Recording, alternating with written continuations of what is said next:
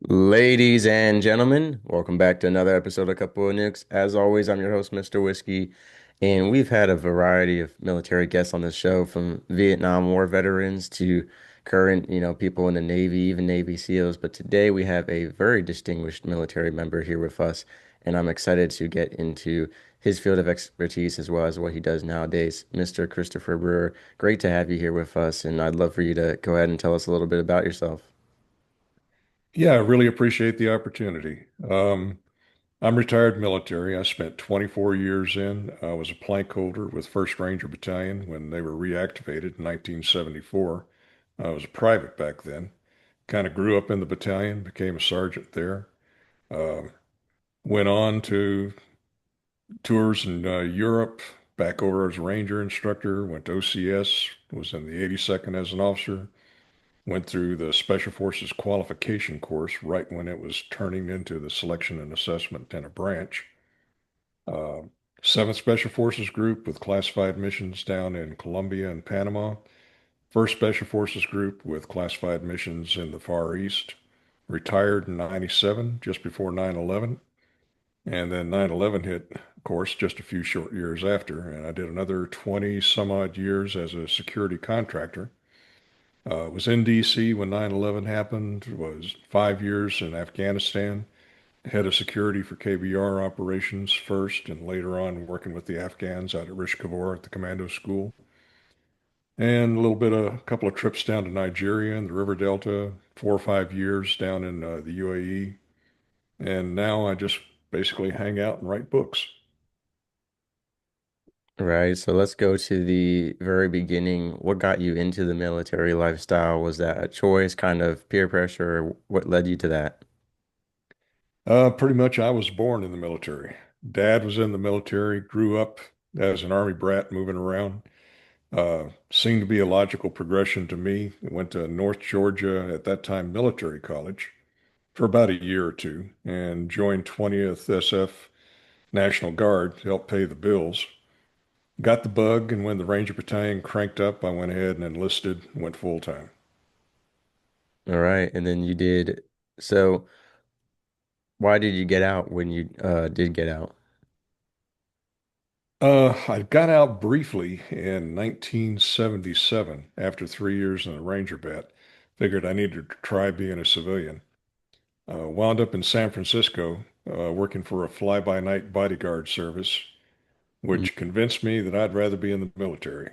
They'll give you better guns and you're safer. yeah. So, and then after 24 years in the military, my first 10 years were enlisted. I was a sergeant first class before I went to OCS. So I was one of those guys that's never going to be a general, to quote every one of my commanders when they were writing efficiency reports. But I got all the jobs that none of the other fast movers wanted.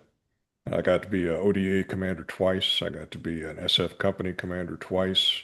Uh, got some jobs nobody wanted to touch with a 10-foot pole because they were dangerous to your career. But after 24 years as a major, I'd pretty much gone as far as I was going to go. So I figured it was time to retire, move on.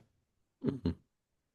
Okay, interesting. Yeah, because I know a lot of people, once they hit that 20 mark, that's it. Or it seems like if they go past that 20, they stay in for life as long as they can. So, yeah, I think would you say taking risks such as taking on those jobs that no one else wants, putting in that extra work would you say that is what you advise people to do, especially in the military who are trying to rank up, or what advice can you give to that based on how long your career was about ranking up and working hard?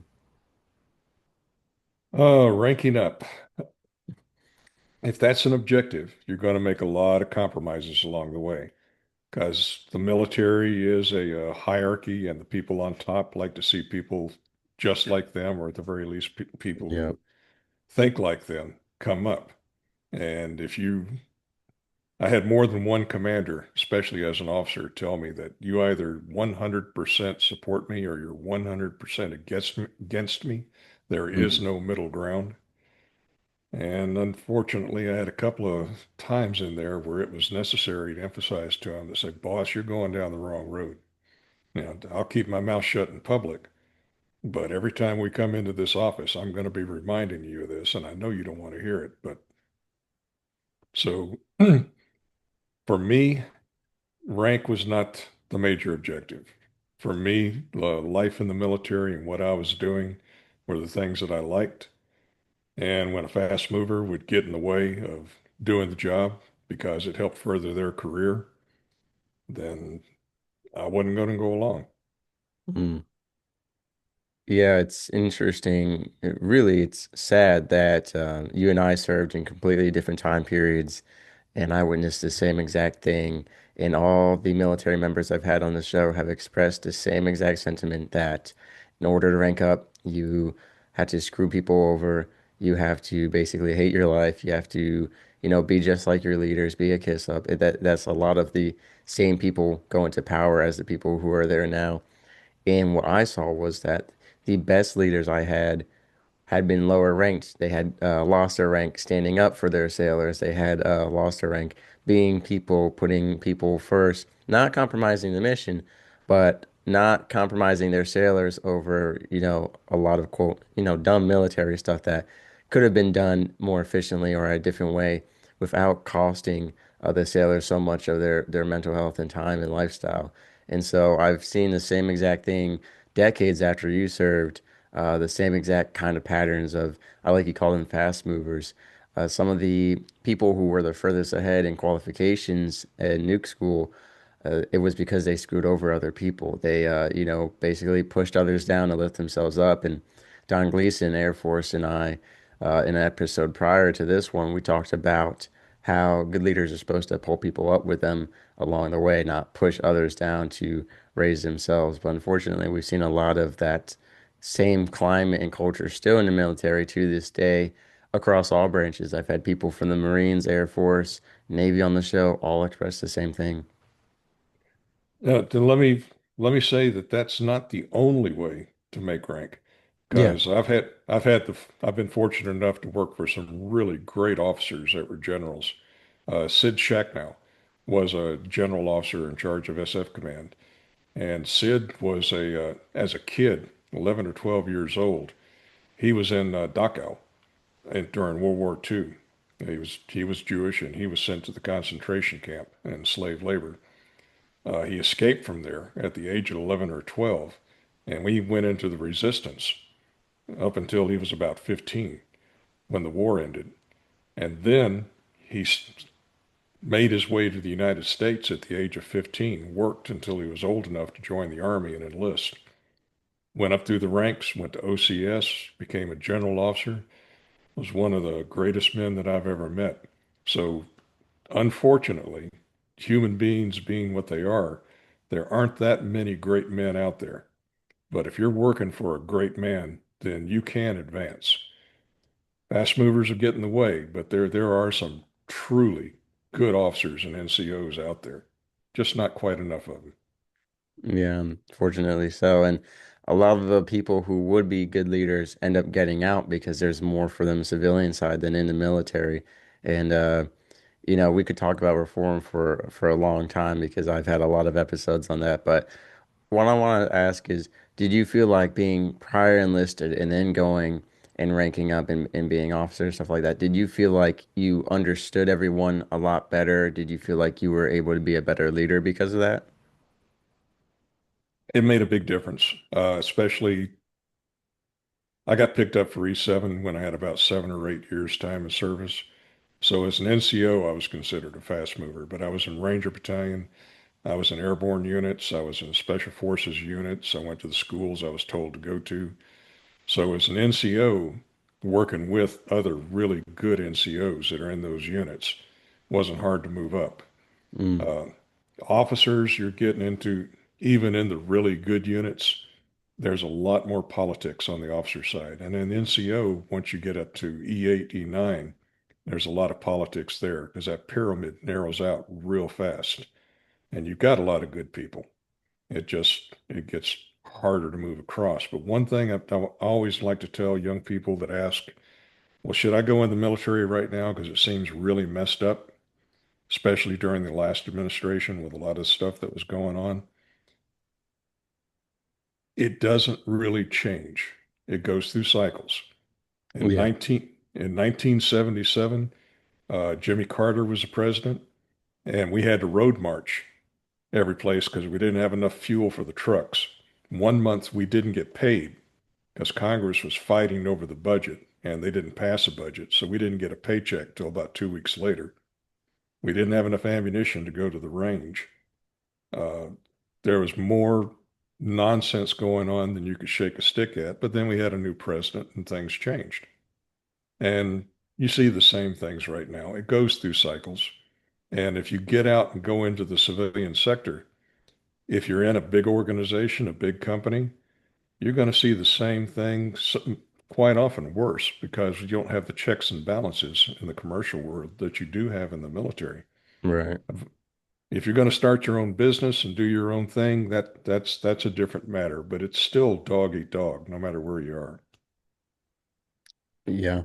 Do you think that all officers in the military should have to be prior enlisted instead of just having this straight officer route, that all officers should have some form of enlisted experience?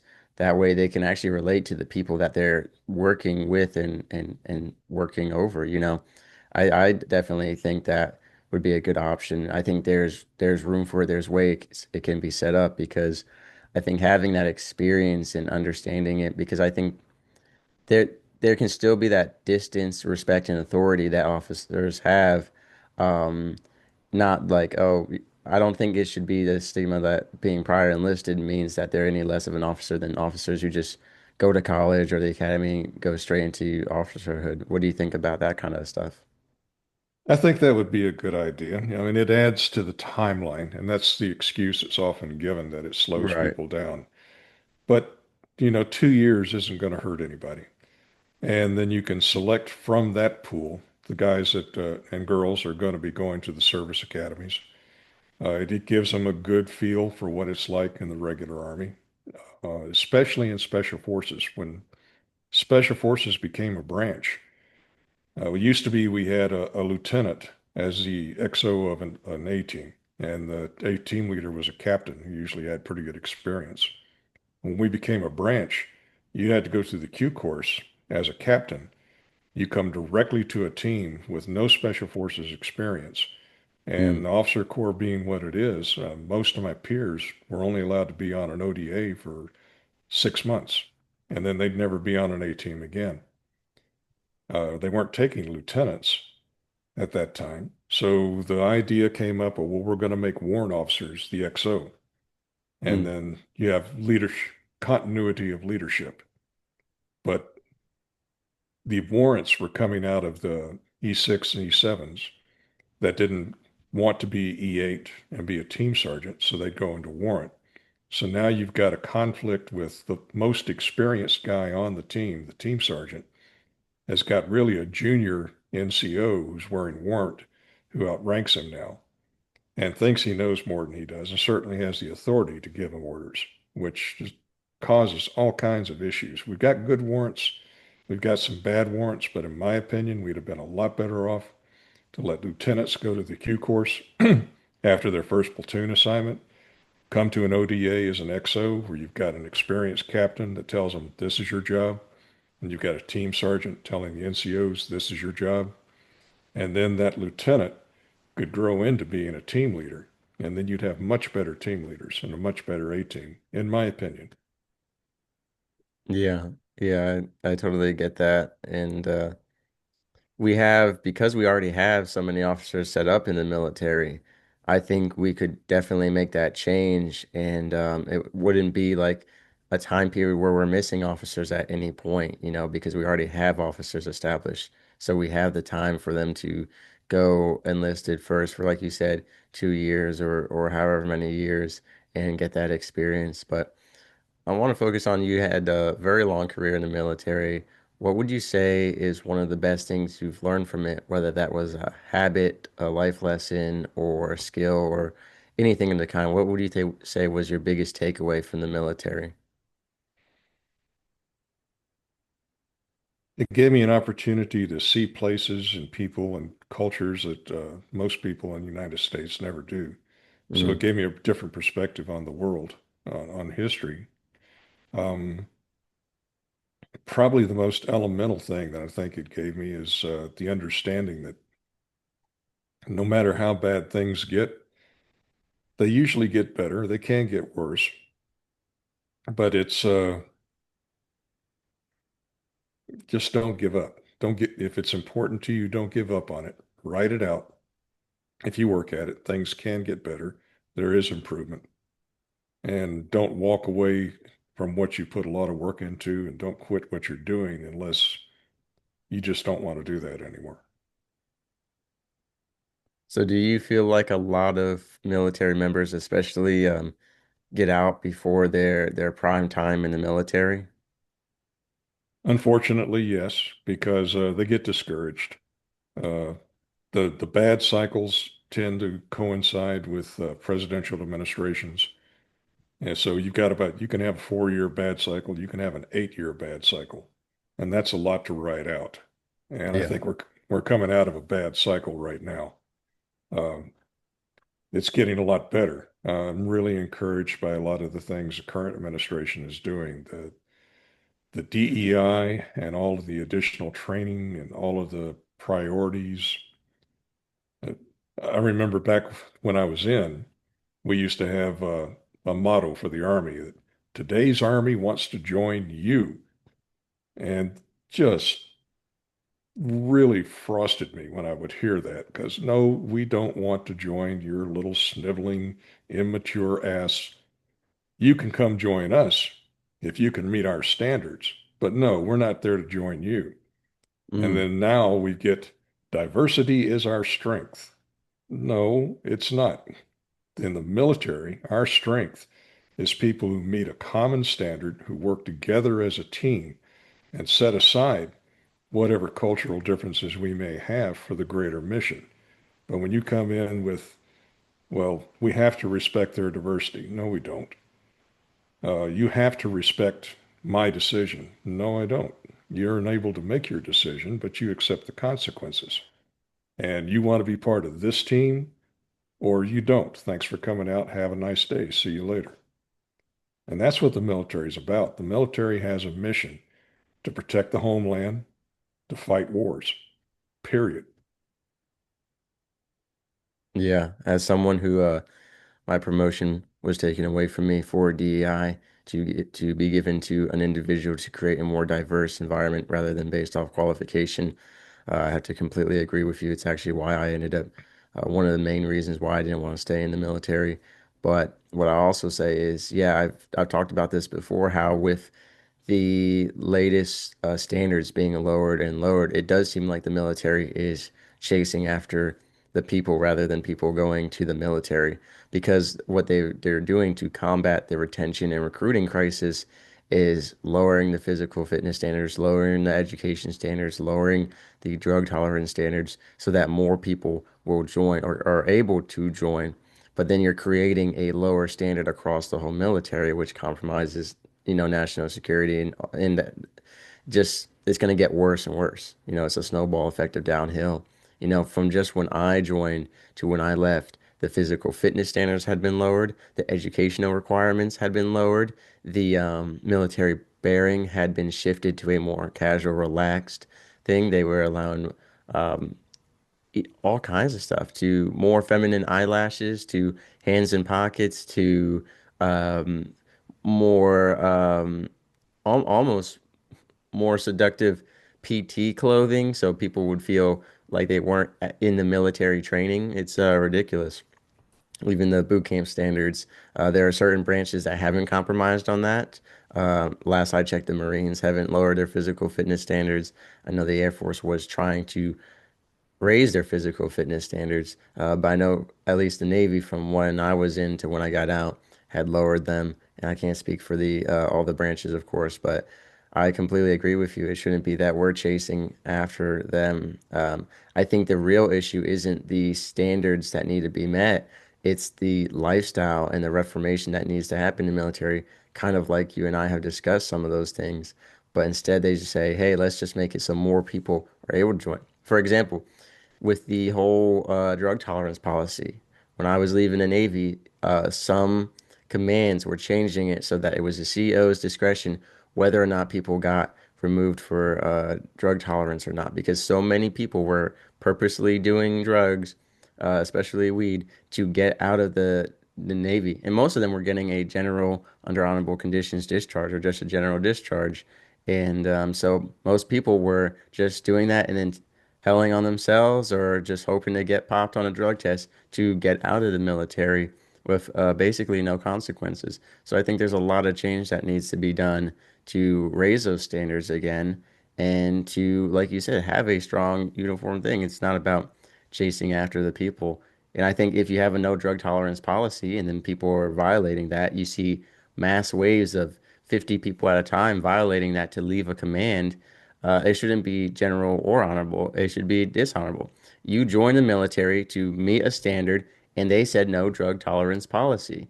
Now, I understand there are certain conditions and certain, it should be situational, but in general, when you have this mass epidemic of people purposely doing drugs to get out of the military consequence free, something needs to be done about that.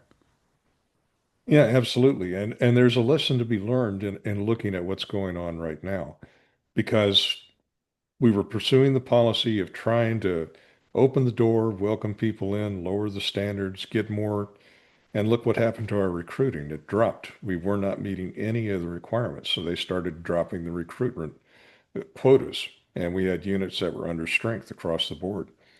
Now, the new administration came in. One of the first things the new Secretary of Defense did was he said, we're getting rid of all of that. We don't, if you can't meet the standard, we don't need you. He's changed the PT standard. For even when I was in, we had this PT standard that helped you feel better about yourself if you were a senior officer or a senior NCO, helped you feel better about yourself if you were a woman instead of a man. So there was one standard for male and there was a different lower standard for female, but you could still Mhm. have the same score. It was age graduated. So if you were a 45-year-old sergeant major, you could still get 100 points. Whereas if it was the same number of repetitions by an 18-year-old, he'd barely pass. So everybody could have the good numerical score and feel good about themselves. He got rid of that. Right now, there is one scale for the physical fitness test. Whether you're a man or a woman, whether you're 18 or whether you're 50, it has the same numerical score.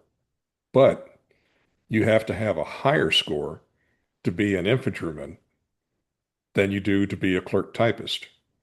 And that's entirely fair because you don't have to be a PT stud to be a typist or a logistician. You All should right. be in good shape, but you don't have to be in incredible shape. But if you're going to be in the combat arms units carrying a rucksack, yeah, you got to be able to carry the rucksack. And we don't care if you're male or female, if you're 18 or 55, if you can meet that standard, welcome. And if you can't meet the standard, you need to go to a different job. And that is good news to me because I remember it was like because of the age and the gender scaling. I remember there was one woman in our division who she only had to do about 18 push-ups or less to get like a perfect score. Meanwhile, men between 18 and 20 had to do at least, 45, 50, whatever it was. That's a huge difference. And one thing that we always put forward that my one former friend and I was that the issue is that let's say we get attacked and we're on a Navy ship and stuff collapses, right? Now I got debris falling on me and the women aren't capable of moving it because, quote, they were women and they didn't have to be as physically fit as men. Well, what if they're the only people around? So that was our biggest issue was everyone in the military should be able to perform the same duties because you never know who's going to be at what place at what time, especially in a casualty situation. Absolutely. And I've always felt that way. Special Forces has always had, if you want to go to a Special Forces training, you show up and you take the PT test. You have to score 270. There is no age graduation. Everyone's on the 18 to 21, no matter how old you are. And if you can't get that 270, you're not even going to start the course. You haven't met the minimum qualification. And since they have changed that rule and they've gotten rid of the DEI, they've gotten rid of all the superfluous gender awareness training, all of this stuff that has nothing to do with being a warfighter. And they've changed the PT standards, and they're starting to reduce a lot of the headquarters staff, getting rid of a lot of generals because the Army was organized to make room for generals. So if we have World War III, we got enough generals for all the divisions, and we'll just train the troops. Getting rid of that, getting rid of all the surplus senior NCOs, staffs, getting rid of all of that, put the money on warfighters. Our recruiting has gone up to where right now we've got more people who want to join the military than we need.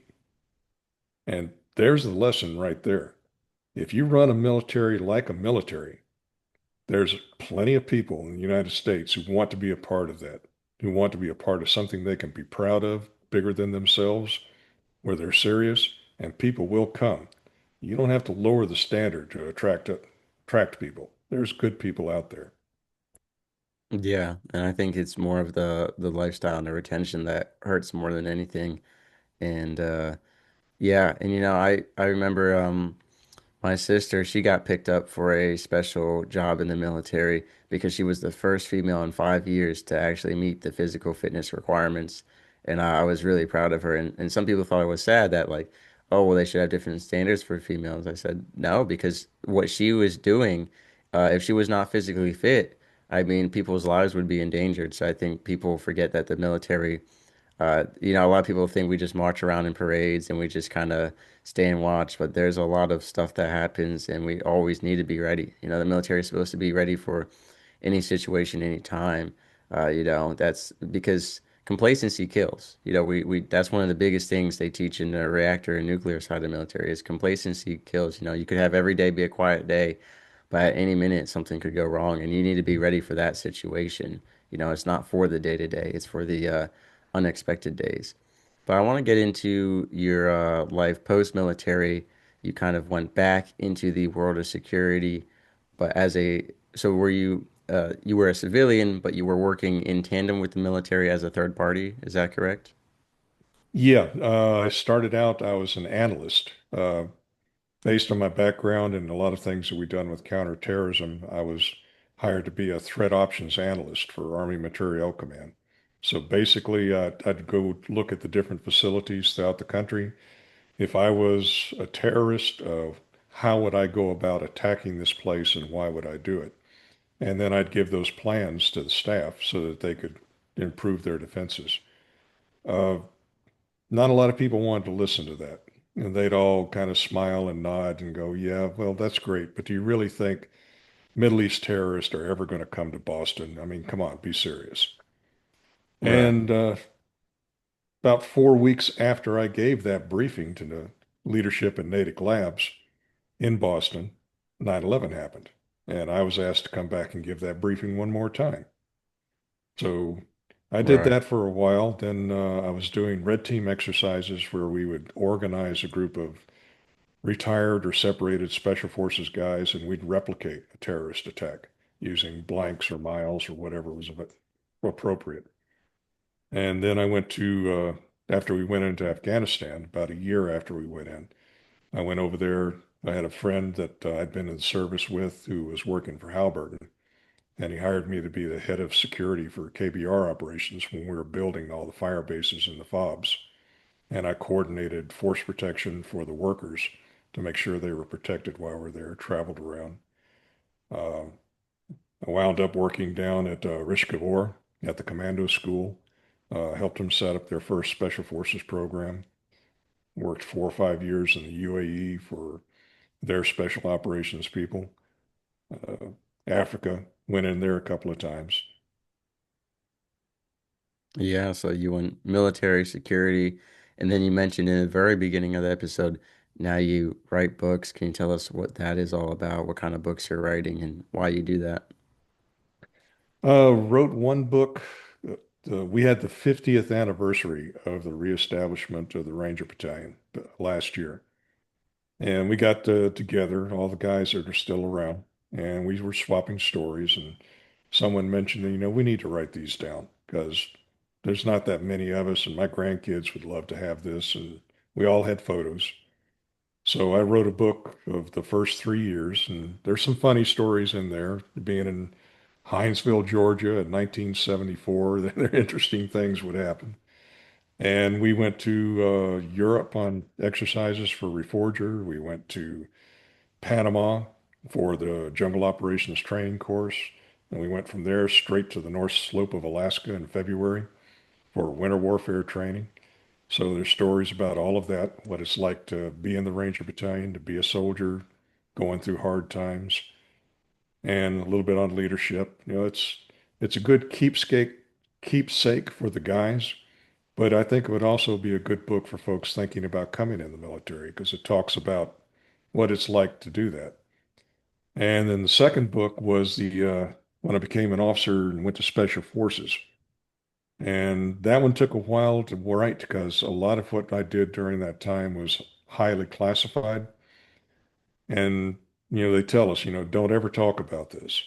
So I didn't. But then I was looking at Facebook and I see all these guys with SOG and all of these other top secret Phoenix Project that got their own Facebook page now.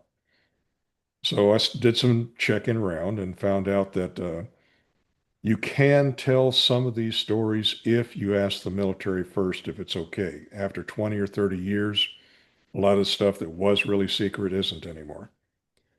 So I thought about it. Some of the stuff still needs to stay secret, and I know why. But I thought some of the stuff maybe we could let it out. And I wrote that up, packed it up, shipped it off to Department of Defense pre-publication review. They looked at it, argued about it, fought over it for like 6 or 8 months. Sent it out to all the subordinate commands. They sent it back. Some disagreed with others. And finally, they came down and said, what the hell? It's been almost 40 years. Let it go. But don't use that acronym. And they gave me a new acronym I've never heard of to apply to one of the units that I was in. You can't call it that, but you can call it this. I said, well, nobody's going to know what that is, but well, just don't say it that way because it was a politically charged acronym that they don't want to acknowledge. Mm, okay. So I took their instructions, I put it all in the book, and second book is talks a little bit about before going to SF. I had a long road to get there and some of the things that I learned along the way that helped when I got there. It talks about being in the qualification course when selection and assessment was being designed, and that was a tough road to go. When we became a branch, and it talks about classified missions in Colombia, classified missions in Panama, uh, in the Far East. A lot of really interesting stories that haven't come out before. Okay. So you think later in the future you might have some more books, or do you think that's kind of it for now? Now I'm working on one for the contractor stories too. A lot of good stories there, things you wouldn't believe. Yeah, I've had some contractors on my show, so I have learned quite a bit about the Middle East that I did not know, and it's been a good time. So, as we wrap up this episode, I actually love for you to share, if you could, one of the funniest experiences you had while either contracting or in the military. Um, I know that just from the military members I've had on my show in my own life, there's plenty of funny stuff. Not all of it shareable, but most of it. Um, okay, Colombia. Um, I had just come back from a trip down to Costa Rica. We had gone to do a recon because we were going to do a training mission for the Costa Rican police. Sitting in the house having a beer and had the TV on for the evening news and saw drug cartels in Colombia machine gun down a presidential candidate for Colombia right there on TV. And Wow. Escobar killed Galan. And I'm looking at that going, man, somebody's phone's going to be ringing right about now. Swear to God, my phone rang and it was my boss. And he said, we need you to come in tomorrow morning up to the group headquarters. We got a mission. So we went in, and the mission was to send down 6 guys to set up a medical corpsman school for the Colombian army because they didn't have any medical corpsmen. Mm. And the guys didn't want to go out in the jungle and fight because if they got wounded, they're probably going to die. But George Herbert Bush had come on TV and said, you know, we're going to support the Colombians in their fight against the drug cartels, but we're not going to send combat troops. So we all got transferred out of Special Forces into the Security Assistance Training Management Office, which was an organization that had cooks and clerks and doctors and logisticians that would go out and help train other foreign militaries in non-combat functions. And they originally gave the job to Satmo, but it was in Bogota while all the shooting was going on. And they said, we can't send doctors and nurses down there. They won't survive. So they took SF guys and they put us in there. We went down in civilian clothes, no guns, got to the RSO's office. They handed us a Beretta, a box of ammunition, and said, we're taking you down to the south side of Bogota where all the shooting's going on. You're going to be in a military quartel there. We can only do this once. We can't come down until we're ready to pull you out 6 months from now. But please give us a call once a week and let us know that you're still alive. Yeah. And they did. Uh, but, you know, it turned out to our benefit because no one was coming down to check on us. And after a while, you know, we got to know the people on the compound, and then we got to know the people outside the compound. And then we started, life goes on, even you got a drug war going on.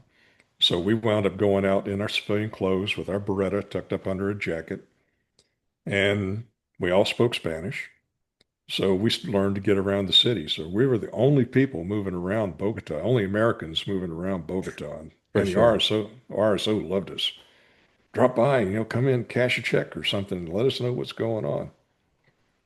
And you'd be surprised how easy it is.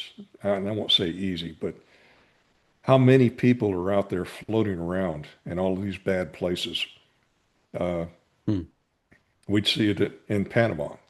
Uh, in Panama, we had a mission after the invasion when all the combat troops went back to U.S.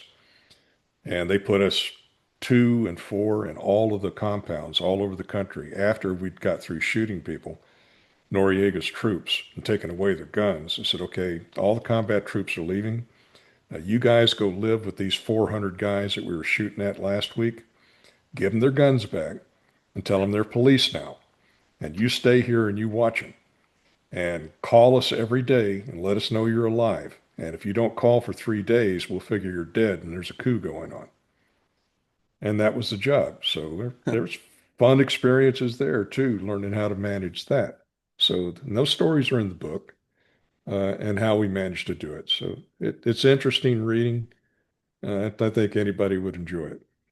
Yeah, it's like I've always said on the episodes I have with Vietnam War veterans, it's like it almost seems fictional. Like I'm watching a movie sometimes when I read their books because it's such a different life than we expect or than we've experienced. Even like some of the stuff you're talking about is not everyone's military career. You know, there are some Mm. experiences that are just so unique that they almost don't seem real, just like what you just shared now. So, yeah, we're gonna have the links for your books in the description below. But I appreciate you guesting today as well as your service, you know, not just the 24 years military, but then all the civilian side as well.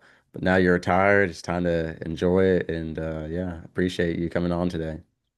Yeah, I appreciate the chance to share the story.